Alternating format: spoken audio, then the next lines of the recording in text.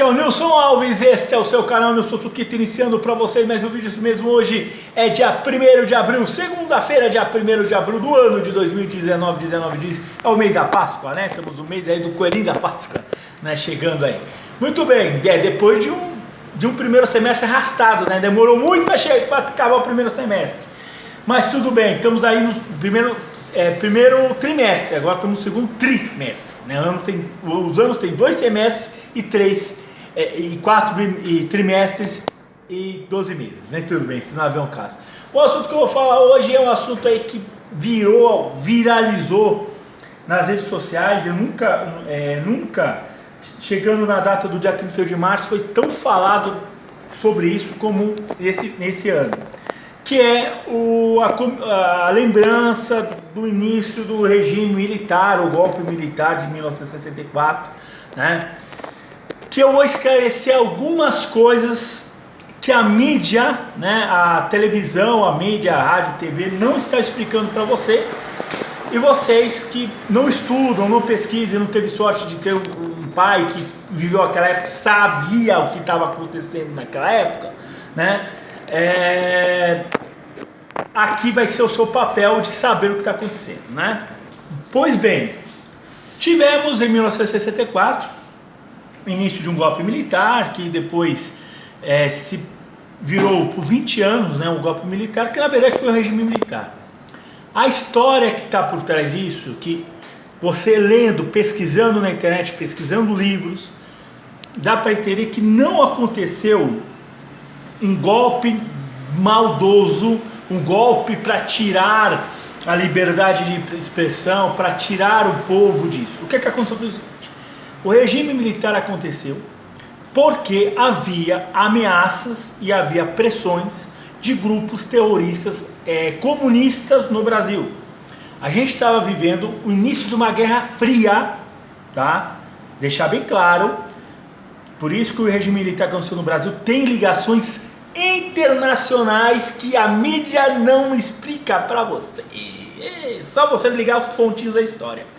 O início, lá em 1964, deve ser o início da Guerra Fria. Havia uma Guerra Fria no mundo, no pós-guerra, que é os Estados Unidos e a Europa, que é o mundo capitalista, o mundo, digamos, ocidental, e tinha o Oriente, sobretudo a União Soviética, a União dos Estados Socialistas Soviéticos, que era uma outra parte do mundo. Então o mundo estava rachado entre, digamos, o capitalismo liderado pelos Estados Unidos e União Europeia, e o comunismo capitalizado aí pela União Soviética, China e por aí vai.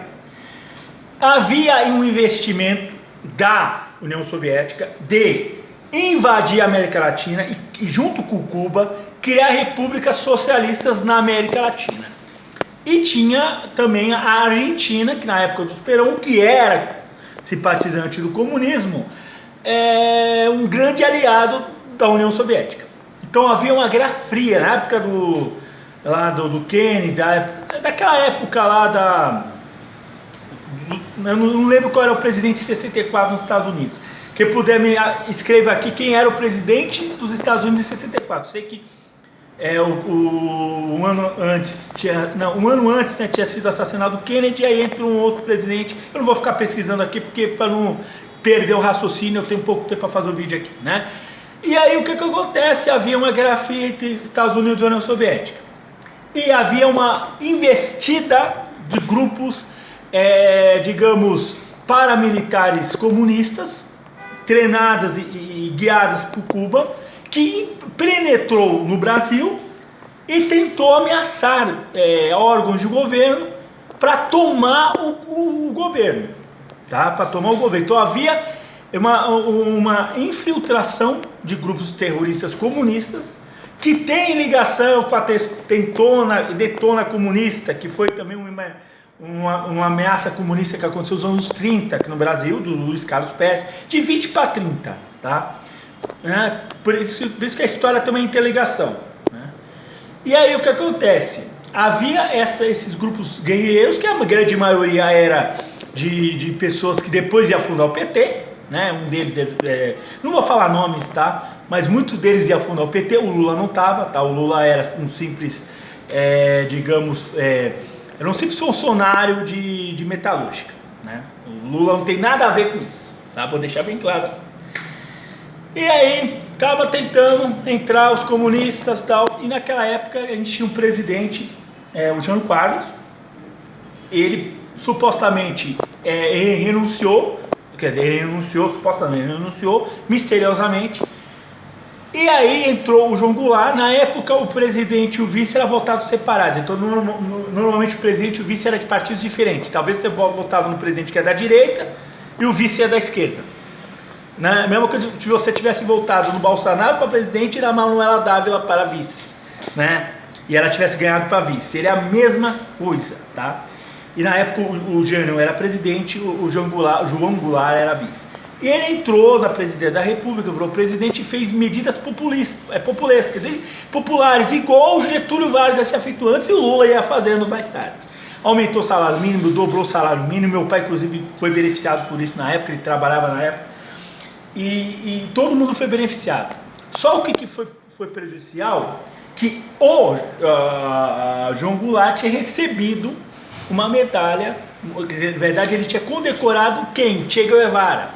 O Che Guevara, que era o grande líder aí, guerrilheiro comunista, o Che Guevara.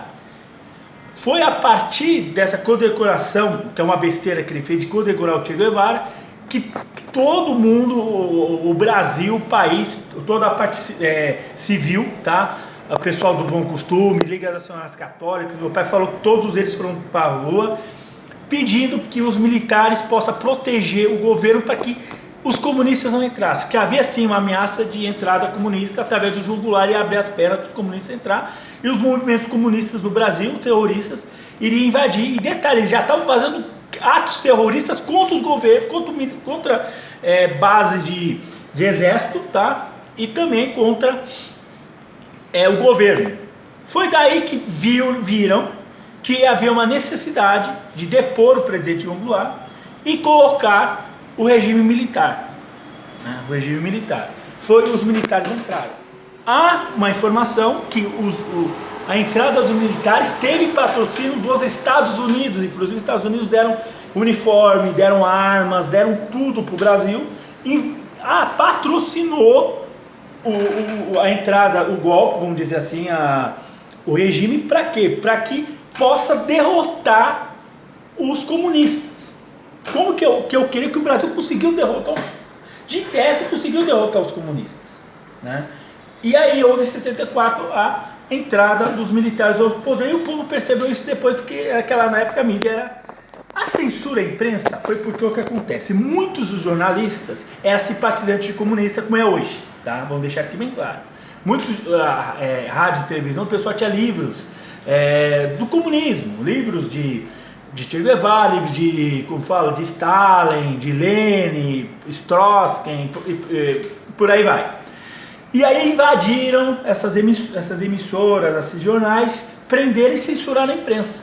Coisa que hoje em dia eu gostaria que o exército invadisse a Rede Bandeirantes e a Rede Record às 6 da tarde, prendesse da Atena, prendesse o Bate, prendesse os diretores, os repórteres da Record, né? Da Band. Principalmente aqueles que vão em favela, né? Aqueles que insinuam que todos os moradores de periferia é criminoso, né? Gostaria que a polícia, que o exército prendesse, mas isso não vai acontecer porque o governo do Bolsonaro é aliado a esses caras aí das 6 da tarde, né? Da Atena e por aí vai. Isso não vem ao caso, né? E aí havia a censura nas empresas que falavam a favor dos comunistas. As emissoras de televisão e de rádio que não era comunista, Silvio Santos, por exemplo, o Silvio Santos nunca foi preso, nunca perdeu concessão, simplesmente ganhou a concessão. Roberto Marinho, né? Roberto Marinho da Globo, inclusive ele ganhou a concessão da Rede Globo. Ele tinha ganhado a concessão da Rede Globo antes.